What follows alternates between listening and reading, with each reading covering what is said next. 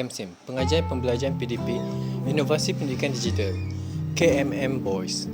Wan Amil Aiman bin Wan Hushaidi, Muhammad Afizal bin Muhammad Hanafizal, Izdin Muaz bin Idral Shahril, Alif bin Azmaniza. Advisor at CHemSUzlin.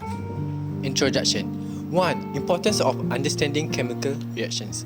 Scientific simulations are crucial for advancing both theoretical knowledge and practical applications in the realm of chemical reactions. 2. Limitations of current simulators. Existing particle and fluid simulators provide insights into general behaviors, but often lack the granularity needed to explore molecular and atomic interactions deeply. 3. Introduction of a new application.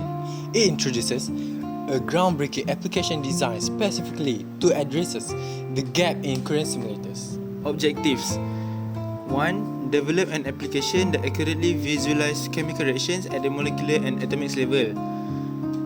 2. Enhance understanding of collision theory and reaction rates through interactive and detailed visual simulation. Okay, the target group.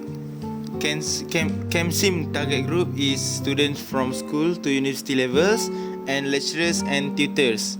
Issues and problems. Many students face challenges in understanding chemistry due to difficulty visualizing complex chemical reactions and correlating actions like mixing chemicals with outcomes such as compound formation. The solutions: creating an application that visualizes the situation during a chemical reaction with a focus on molecules and atoms, involves combining principles from chemistry, physics and computer graphics.